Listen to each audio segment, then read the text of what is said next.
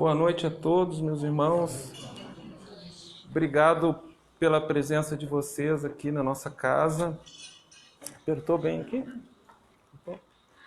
Hoje, em verdade, nós não teríamos sessão, a última sexta do mês, mas como a gente teve a Maci, teve feriado, aí seria uma injustiça com vocês não ter sessão. A gente aproveitou também estamos aproveitando para lançar esse livro aqui, o Transritual na Umbanda, e eu vou falar sobre esse livro no nosso dia e na nossa semana de Ogum.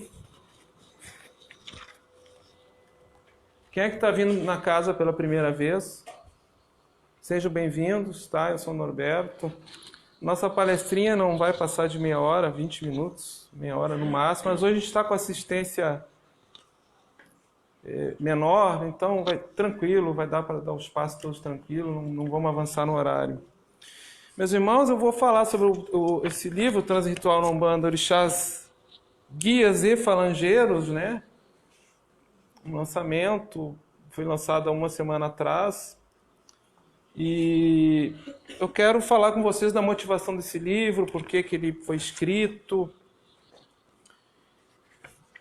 Hoje eu fui responder uma pesquisa de um jornalista, de um trabalho de TCC. É um trabalho de conclusão de curso.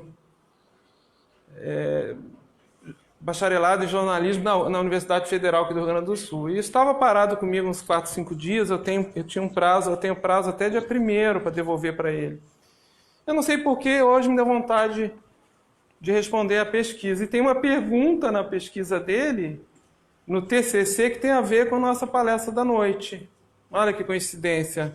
Então eu vou começar pela pergunta do jornalista, que ele diz o seguinte: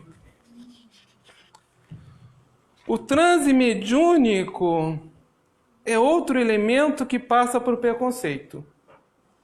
Por ainda não ter uma explicação científica que corrobore a visão religiosa, a incorporação é tida como charlatanismo, disfunção psicológica ou possessão demoníaca.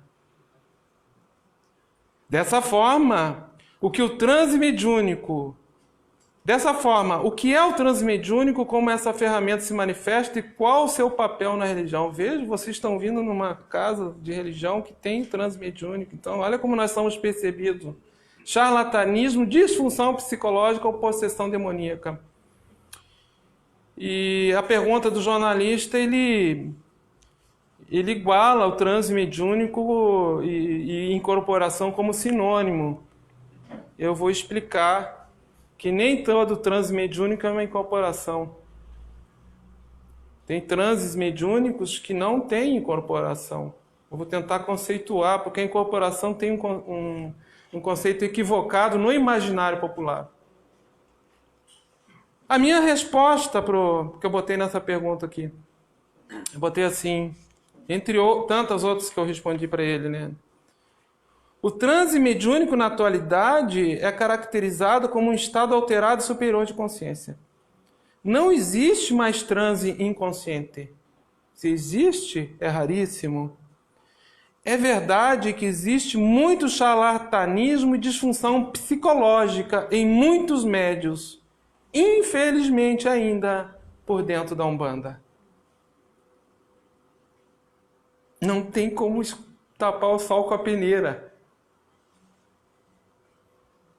Entra lá no canal de Norberto Peixoto no YouTube, o último vídeo que a gente botou, e lê os comentários e os relatos. Nossa, é assustador. O depoimento que as pessoas dão de médiuns completamente desequilibrados psicologicamente, ou pior, charlatões, que exploram as pessoas e se dizem de Umbanda. Nós temos que reconhecer isso. Eu reconheci isso na pesquisa do TCC, vai ser publicada, de repente vai virar um livro, na Universidade Federal do Rio Grande do Sul, porque nós precisamos ter registros etnográficos da nossa religião. Precisamos dialogar com sociólogos, com jornalistas, com pesquisadores das ciências, da religião, filósofos, para que a Umbanda caminhe com a sociedade e consiga maior legitimidade que ainda precisamos em 2019, infelizmente. Continuando a minha resposta, todavia, os estados supraconscientes, ou seja, de consciência alterada, expandida, são de natureza intrínseca ao ser humano, são inerentes, fazem parte do ser humano. E nos lembram que somos espíritos imortais ocupando um corpo de carne mortal. Nós confundimos. Nós achamos que o corpo mortal que a gente ocupa é a nossa realidade. E nós somos espírito imortal, provisoriamente ocupando esse corpo. A ciência já comprova o transe. Nós temos exames aí de ressonância, né? Tomografia computadorizada de sinapses cerebrais que comprovam que há uma alteração nas sinapses durante o transe, embora a ciência não compreenda isso. E nem é o campo de pesquisa da ciência. O aspecto transcendental envolvido, o papel dos transes nas religiões é nos comprovar a existência de outros planos de vida além da matéria transitória. Bom, transitual na Umbanda, orixás, guias e falangeiros, né? Primeiramente, nós temos que entender o propósito da vida humana. Qual é o nosso propósito aqui agora? A gente tem falado muito isso aqui na casa. Imagine assim, o que é uma encarnação? O que é a gente ficar 70, 80 anos, os que conseguirem ficar 70, 80 anos nessa matéria, diante o tempo do espírito imortal? Qual é o tempo que o nosso espírito imortal existe na criação divina? Quantas encarnações nós já tivemos? Então eu coloco a seguinte alegoria. A vida em espírito é como nós habitarmos um castelo, com todo conforto, com toda bem-aventurança, com todo conhecimento, com toda abundância. E a encarnação é nós sairmos desse castelo e irmos para um campo de batalha. Eu tenho que botar uma armadura, abrir a porta do castelo e ir para um campo de batalha. Quem conhece aqui o Bhagavad Gita? Já escutou falar? Ninguém? Bhagavad Gita é o evangelho do hinduísmo. O evangelho do hinduísmo é uma escritura onde Krishna, que é Deus, dialoga com um devoto que é Arjuna. Krishna, ele diz que a encarnação é um campo de batalha. E essa alegoria é verdadeira, porque nós temos desafios, nós temos oposições a sermos vencidas dentro de nós mesmos durante uma encarnação.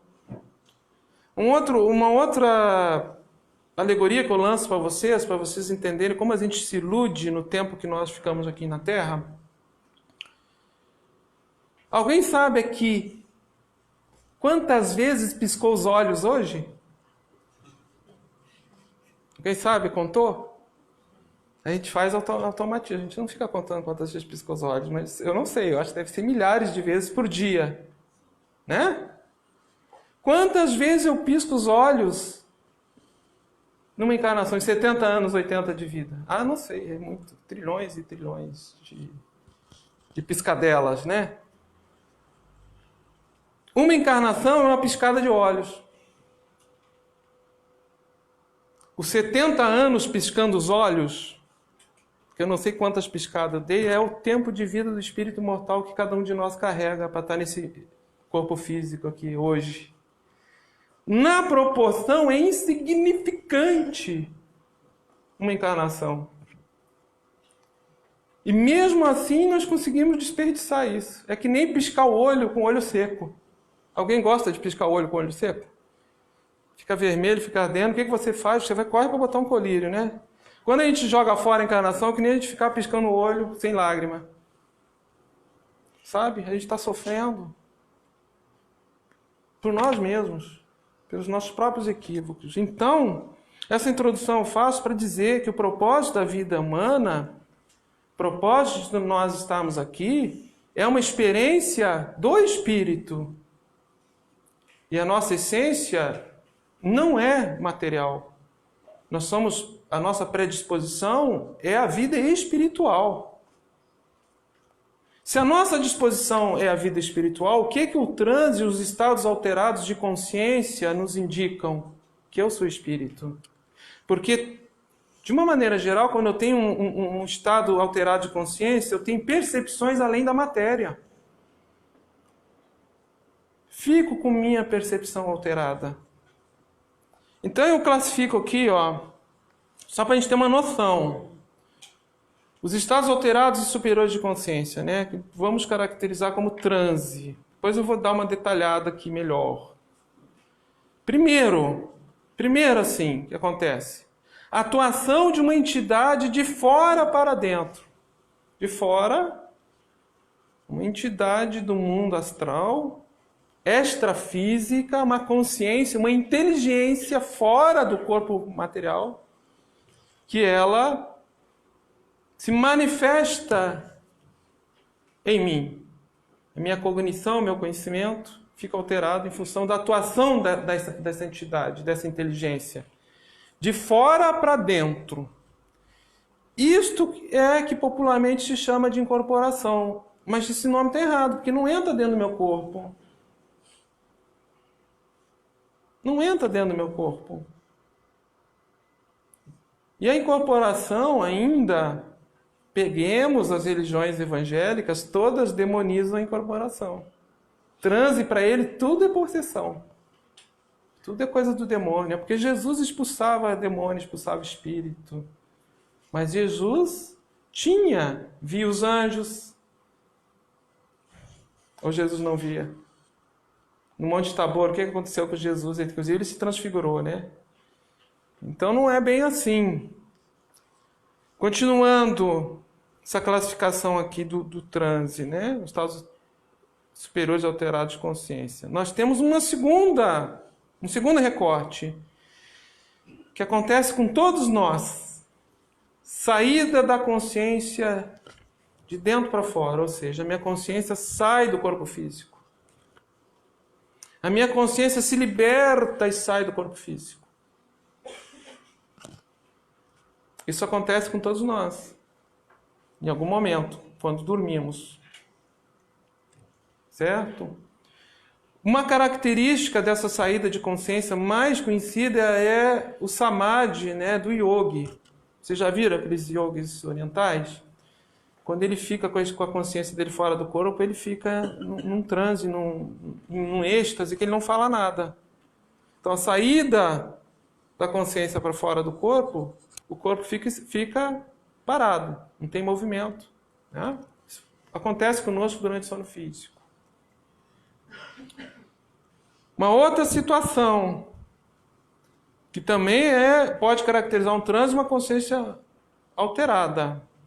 Percepção do plano astral.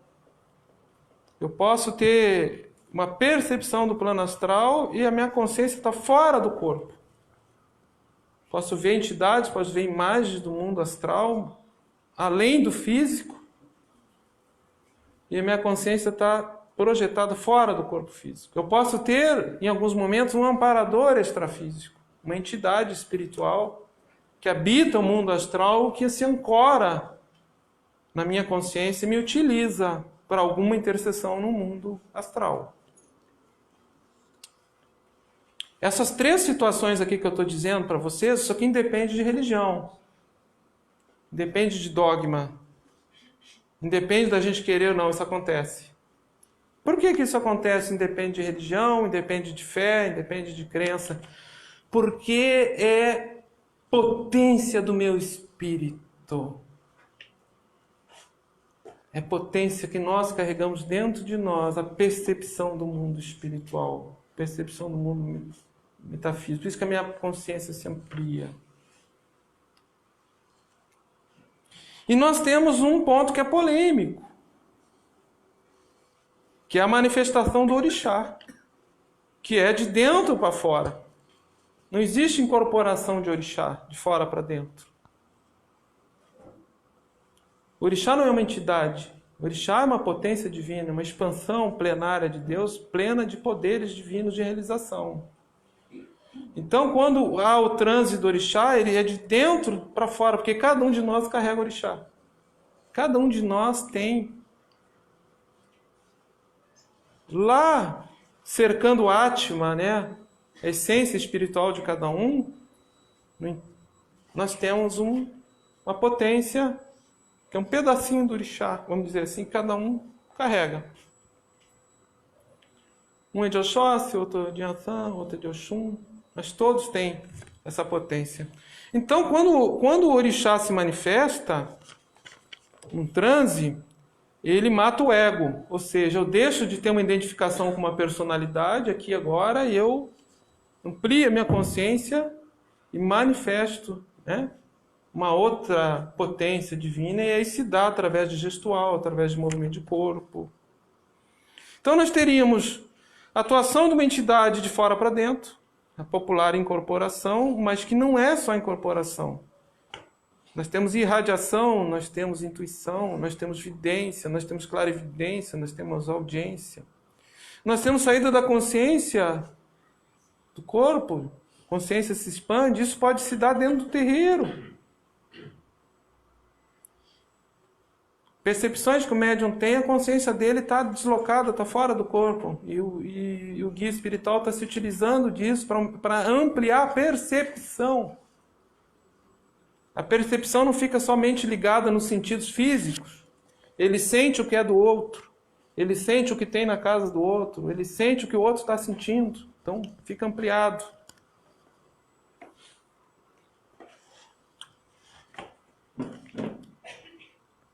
Na Umbanda,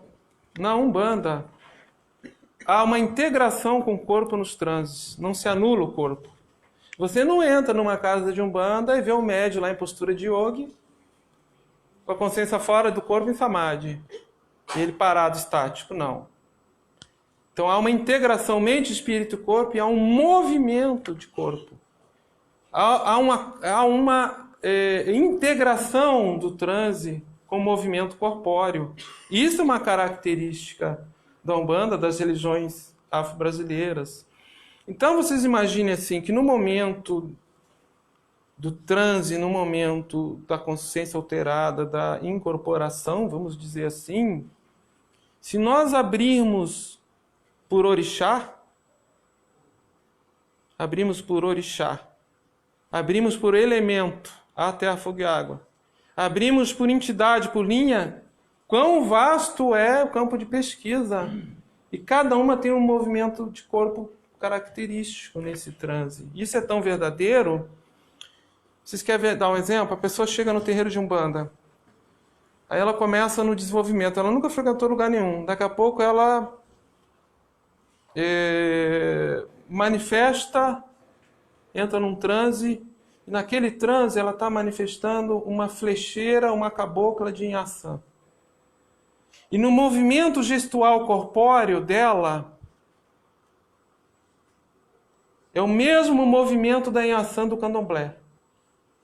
Ou é o mesmo movimento corpóreo da Inhaçã da religião tradicional iorubá. Como é que você explica isso? E ela nunca teve no candomblé, nunca teve lá na África, nesta encarnação.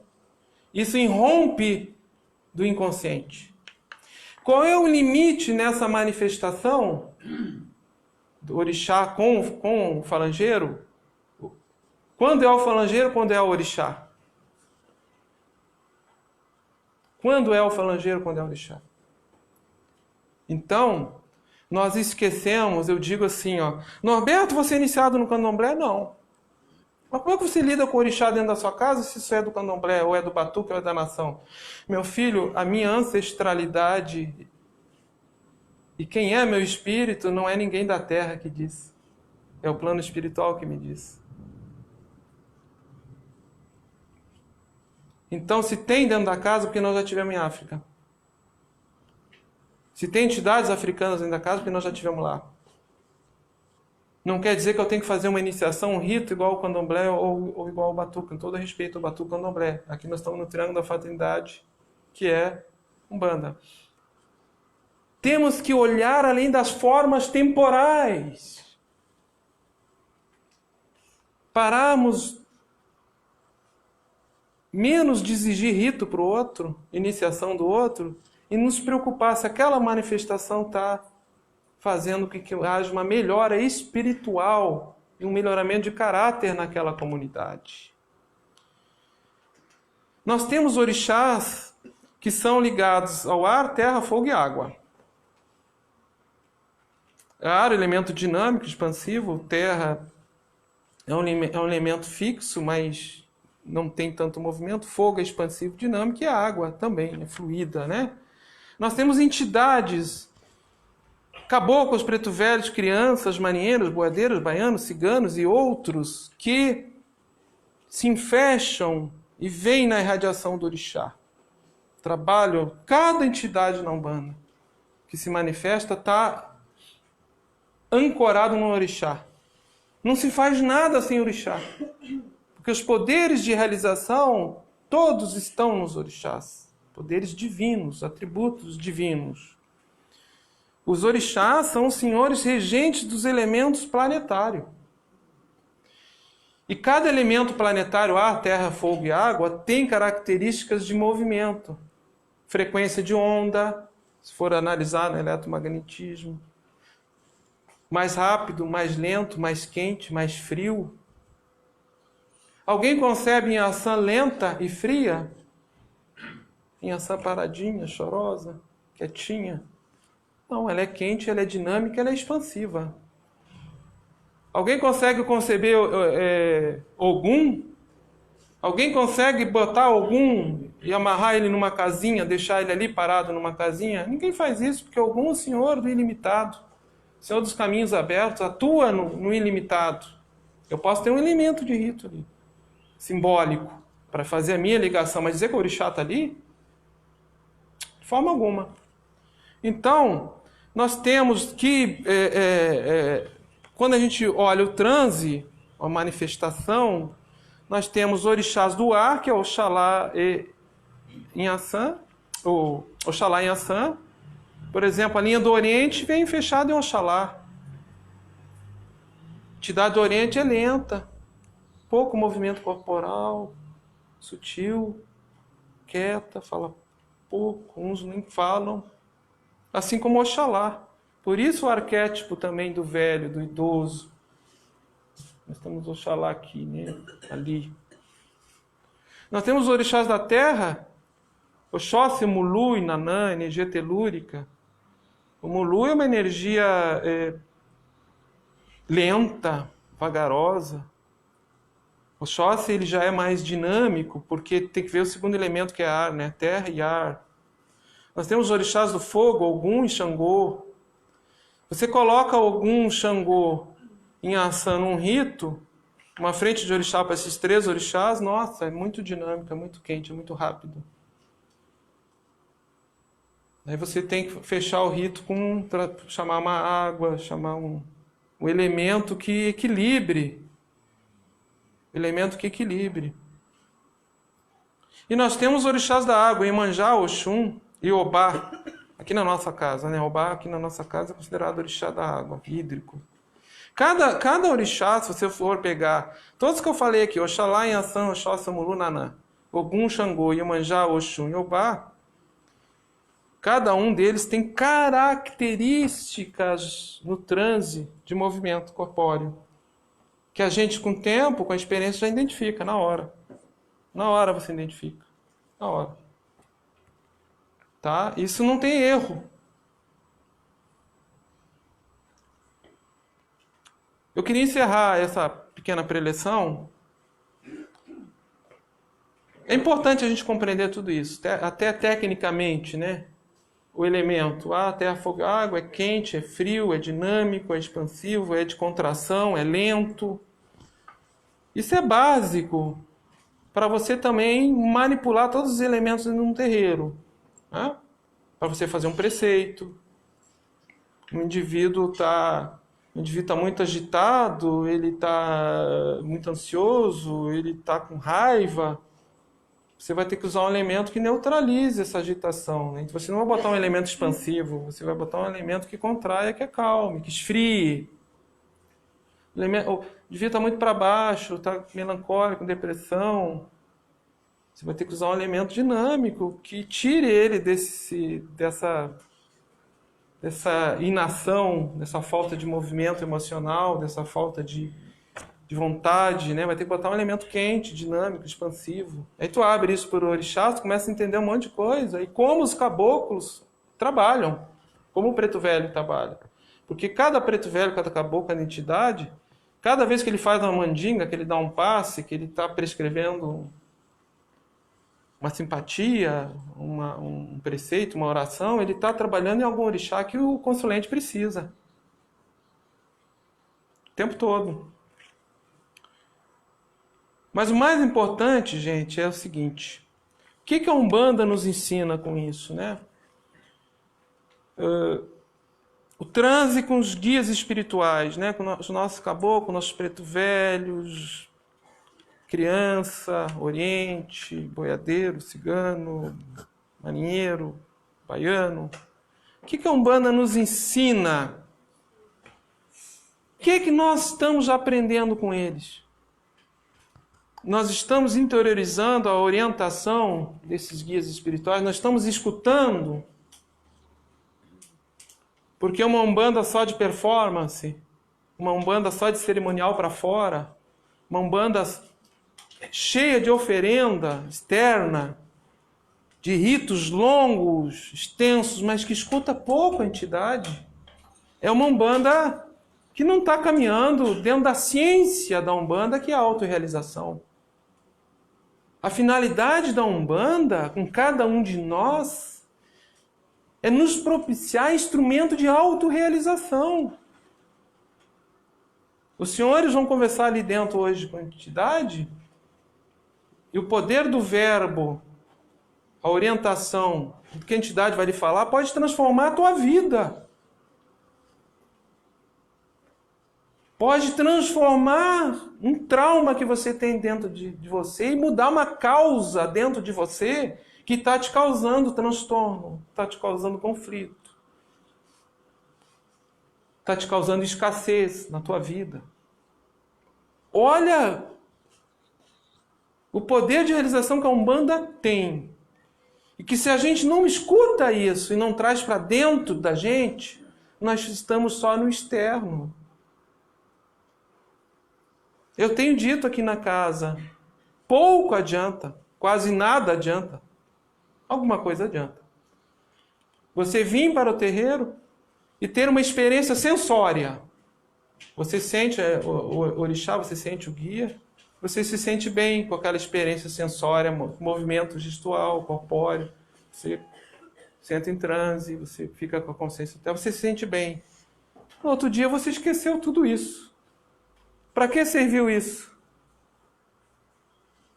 Não é que nem tomar um sorvete, né? Ai, que bom um sorvete, tá quente, vou tomar um sorvete, vou sentar, ai, que bom me sentir bem.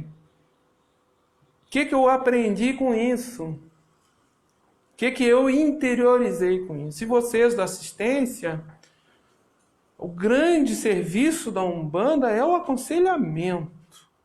A Umbanda é procurada para ibó, a Umbanda é procurada para oferenda, ainda é procurada para amarração, para tirar inimigo, para isso e para aquilo. Ainda. Mas essa não é a finalidade da Umbanda. A finalidade da Umbanda é propiciar instrumentos para cada um de nós, que nós consigamos dar um passo na nossa autorrealização e voltar. E voltar para a nossa pátria, para o nosso castelo, sair do campo de batalha, voltar para a morada do nosso espírito, que é no mundo espiritual, melhores do que aqui, quando nós chegamos aqui. E também, meus irmãos, a questão dos orixás. A gente vê muito apelo externo para o orixá. É muita roupa, é muita oferenda, é muita festa. Respeitamos tudo isso. Mas vamos na origem, na fonte. A religião tradicional iorubá. A essência da religião tradicional iorubá, que são os ensinamentos dos velhos e antigos babalaôs, levam o devoto a se tornar um ancestral ilustre. Todo o ensinamento do orixá dos babalaôs, se forem aplicados, ao final da sua vida você se torna um ancestral ilustre. O que é um ancestral ilustre? É aquele que teve uma encarnação e venceu a ele mesmo e gerou um impacto de progresso benéfico, de espiritualidade para a sua comunidade. Aí você é divinizado, você se torna um ancestral ilustre. Daqui a pouco nem encarna mais aqui, vai encarnar em outra esfera, vai renascer em outra esfera vibratória. Essa essência, essa ética dos antigos babalaôs está muito esquecida no Brasil. Muito esquecida. Quase inexistente. Não vamos ser injustos, porque tem muita gente ainda defensor dessa ética, desse método, né, psicológico de autorrealização dos antigos babalaôs. Então, o orixá, qualquer percepção de orixá, de transe fluídica, o que for, é para que nós consigamos reter em nós o poder de realização do orixá. Eu sempre digo, você está alinhado com o seu orixá? Você está com Deus, porque o orixá é uma expansão de Deus. Você está bem com o orixá que tem dentro de você? Você está sereno? Você está equilibrado? O orixá está fluindo em você? Você está em comunhão com Deus. Porque o orixá é uma expansão, uma potência de Deus. Cada um deles é uma expansão plenária de Deus. De um Deus único. Assim como a religião tradicional iorubá é monoteísta, o Deus é o Olodumare, nós também, na Umbanda, somos monoteístas. Mas independente do nome, Deus tem muitos nomes e muitas formas, mas é um só. Então a mensagem do transe ritual na Umbanda é uma mensagem de autorrealização. Esta é a mensagem. E nós temos que cada vez mais saber compreender isso e entender a nossa real propósito de vida. Lembra da piscadela que eu falei no início? Ó, uma piscada é uma encarnação. Uma piscada sem colírio, olho ardendo, é uma encarnação sofrida. Né? Acho que ninguém quer isso. Tá bom, meus irmãos? Eu vou estar ali na secretaria depois, quem quiser passar ali, tem livro e tal. Uma boa sessão para vocês. A gente foi falado aqui, nós estamos com as espadas de São Jorge, né? Vamos fazer um pequeno louvação a Ogum. As espadas de São Jorge vieram do nosso jardim ali. Eu não sei se vai ter para todos. Foi de última hora assim que veio a orientação para dispor as espadas ali na frente do Congá. Mas tenho certeza, se faltar para um, para outro, a espada, a erva, né? A folha da espada de São Jorge, não vai faltar o axé. O axé todos vocês vão receber. Muito obrigado então, meus irmãos. Tá bom?